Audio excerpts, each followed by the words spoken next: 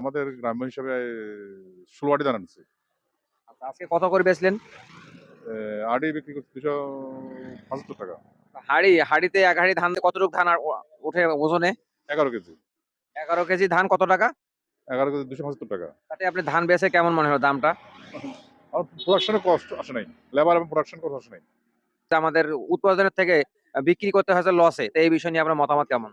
সরকারে যদি কৃষি খাতে যদি আরো ভুক্তভোগী দেয় তাহলে হয়তোবা কিছুটা হয়তো কৃষকেরা লাভবান হবে। আর সরকার যে বর্তমান ভুক্তি দিচ্ছে না এমন কোনো কথা না। দিচ্ছে সরকার, কিন্তু ওষুধ আমাদের জন্য যথেষ্ট নয়। ধান কতটুকু জায়গার মধ্যে লাগাইছিলেন? আমি লাগাইছি মনে করেন প্রায় এই ৪ কানি। ৪ কেজি জায়গার মধ্যে ধান কতটুকু পাইছেন? ধান এই ৪-২০ কত ৮০, ৮৫। ৮০ থেকে ৮৫ মন নাকি? ৮৫ মণ। তাতে এই ৮৫ মনের দাম কেমন কি? দাম তো দাম নাই। কারণ কৃষকের ফসল বেশি বেশি। এই লেবার খরচ বিষম। আর খাল কাটে যে এখন বর্তমানে খালে ড্রেন কাটে ঠিক আছে। কিন্তু ড্রেনে মাঠের পানি নামার কোনো ব্যবস্থা নাই। আমি এমপিদেরকে অনেকবার বলছি। আপনার যেটা কথা বলতেছেন আপনার খাল কাটতেছে ঠিক আছে, কিন্তু জমিনে থেকে যে খাল পর্যন্ত পানি যাবে এই পর্যন্ত সংযোগ নাই। রেতি নেই। তাদের মাঠে অকিত মনে করেন ৫০ হেক্টর জমি। হাজার হাজার কৃষক, কিন্তু পানিতে ধান কাটতে আউশ আমন ৩ টাকা। আমরা জানতে চাচ্ছিলাম সর্বশেষ আজকে যে ধানের বাজারটা আপনারা দেখতে পারলেন, আর ধানের আমদানি এবং ধানের বিক্রেতা কেমন কি দেখলেন?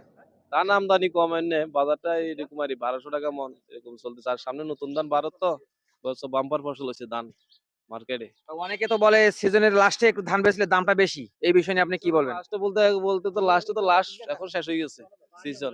এবার ১৫ দিন পরে নতুন ধান বার হইব মার্কেটে।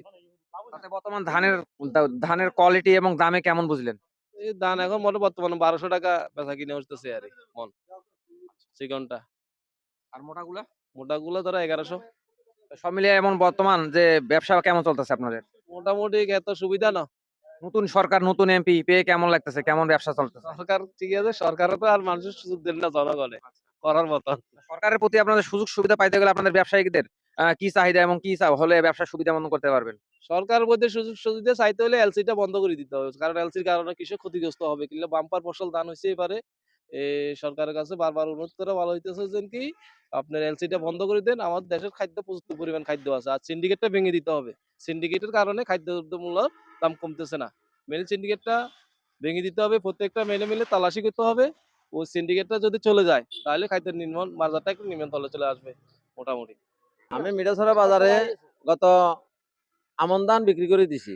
এখন আমি এই অল্প ধান আনছি ৩০ ৩০ ধান আনছি মধ্যে ২৬ টাকা করে বেচছি কেজি ২৬ টাকা হইলে এই এটা তো ধান বেচা তাতে আপনার আশা ছিল কত টাকা দামে বিক্রি করার আশা ছিল?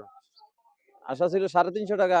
১১ কেজি ধান ৩৫০ টাকা হইলে কৃষকের কোনো মতে পোষাইবো। আর নতবা এখন বর্তমান যে অবস্থা যে ধান বিক্রি হওয়ার সারের দাম ১৪০০ টাকা বস্তা, এক বস্তা সার ১৪০০ টাকা, একটা বদিলের দাম ১০০০ টাকা। তো তাহলে একখানে জমি সার দিতে লাগে ৬০০০ টাকা। তো তাহলে এরকম হলে তো কৃষক বাঁচত না। সার তেল সবসময় কি পর্যাপ্ত পরিমাণ পাচ্ছেন চাহিদা অনুযায়ী? পাচ্ছি, দাম বেশি। কত টাকা দামে বেশি কিনতে হচ্ছে? বেশি বলতে এটা গত সরকারে যে ৩০০ টাকা সার ১৪০০ টাকা করে দিয়ে গেছে, এই সরকারে তো আইসে মোটে ২ মাস।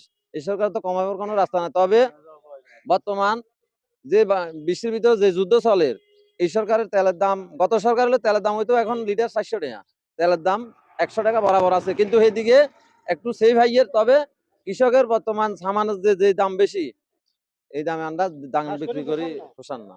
সর্বশেষ আপনার এই সরকারের কাছে কি আবেদন? আমার সরকারের কাছে আবেদন যে সারের দাম কমাই দাও, সার কীটনাশক ওষুধের দাম কমাই দিলে তারপরে ধান একটু কম রেটে বিক্রি করলেও কৃষক বাঁচবে, শাসা বাঁচবে, নতুন শাসা